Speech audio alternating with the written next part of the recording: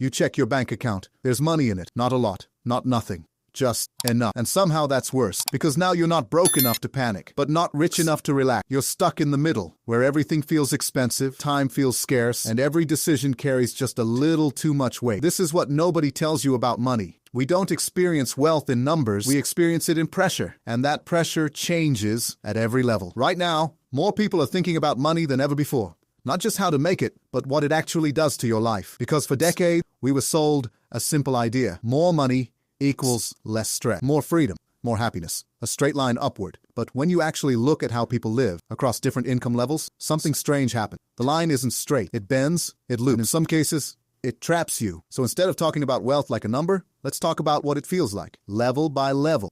At the lowest level of wealth, money isn't a tool, it's a clock. Every decision is tied to time, not in a philosophical, in a literal one. How many hours will this cost me? A grocery trip becomes a calculation. A bill becomes a countdown. You don't think in months or years, you think in days, sometimes hours. And the real pressure isn't just that things are expensive, it's that mistakes are permanent. One bad decision doesn't set you back, it traps you. A broken phone, a missed shift, a medical bill, each one compounds. And here's the uncomfortable part. At this level, working harder doesn't always fix the problem, because your income is capped by your time, and your time is already maxed out. So wealth at this stage feels like fragility, like living one step away from collapse. Then something changes. You start making a little more. Not rich, not even close, but enough to breathe. This is where most people think life should get easier. And in some ways, it does. You can cover your bills, maybe save a little, maybe even spend without panic. But something else appears. Expectation. Now you're not just surviving. You're supposed to be building, saving,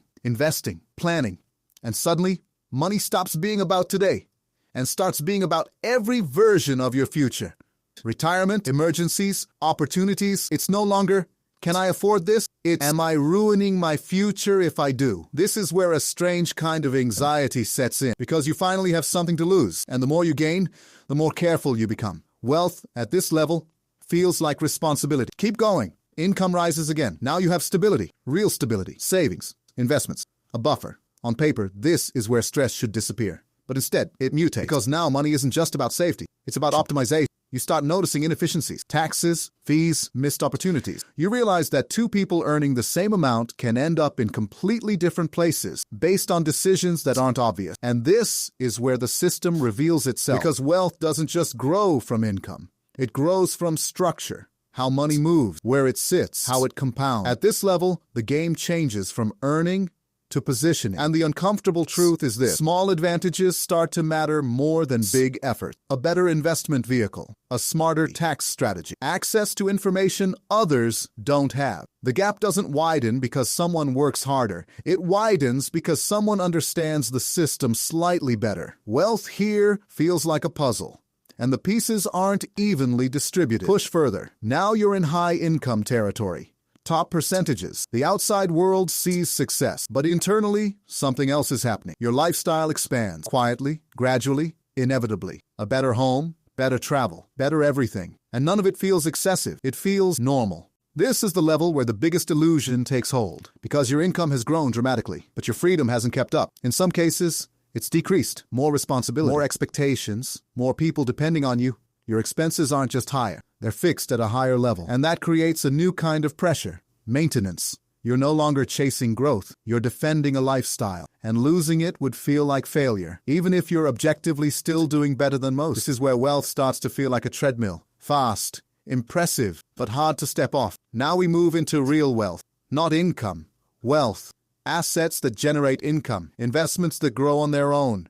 At this level, something fundamental changes. Time detaches from money. You're no longer trading hours for income. And for the first time, the original promise of money starts to appear. Freedom. But it comes with a twist. Because now, your decisions don't just affect your life. They affect systems, employees, businesses, capital flows. And the scale introduces distance. You're not choosing between groceries anymore. You're choosing between strategies, allocations, risks, long-term plays. And here's where the math becomes uncomfortable. Because once you reach this level, growth accelerates automatically, not because you're smarter, but because the system is designed that way. Capital generates more capital, faster than labor ever could. This is the mechanism most people never see, the one that quietly drives inequality. At the bottom, effort matters most. At the top, structure does. Wealth, at this level, feels like leverage. And then there's the highest tier, extreme wealth, where numbers stop being tangible, where money becomes abstract. At this level, the experience of wealth becomes almost detached from reality. You're no longer thinking in terms of spending or even investing in the traditional sense. You're thinking in influence, control over market, industries, narrative. And here's the irony.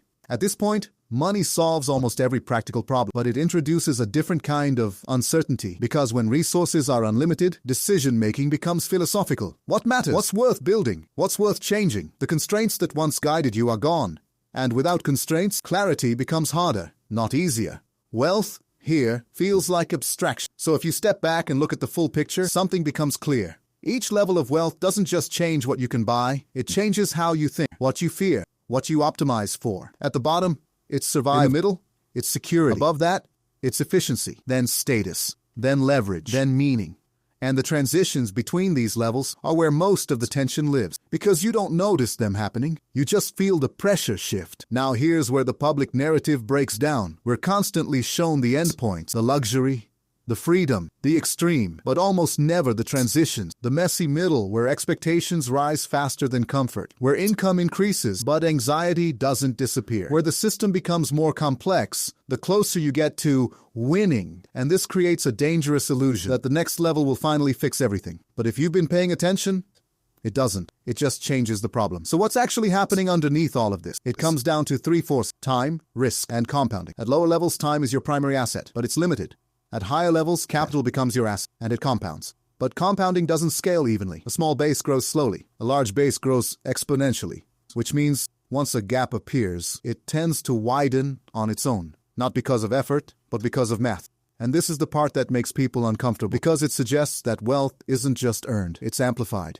And once you see that, you start to notice something else. The system doesn't just reward growth, it protects it. Tax structures, access to opportunities, information asymmetry. These aren't accidents, they're features. And they shape how wealth feels at every level. At the bottom, it feels unstable. In the middle, it feels uncertain. At the top, it feels self-reinforcing. So, where does that leave you? Somewhere on that spectrum, feeling a version of pressure that's specific to your level, and probably assuming that the next level will feel different in a very specific way. Less stressful, more free. But the pattern suggests otherwise. It will feel different, just not in the way you expect. Because money doesn't remove pressure. It redistributes it, changes its shape, changes its source, but rarely eliminates it entirely. And that leads to a question most people avoid. Not how much money you want, but what kind of pressure you're willing to live with. Because every level comes with its own version, its own trade-offs, its own invisible rules. So, the next time you think about getting rich, it might be worth asking something slightly more precise. Not just, how much do I want to earn, but what do I want my life to feel like when I get there? And more importantly, will you even recognize it when you do?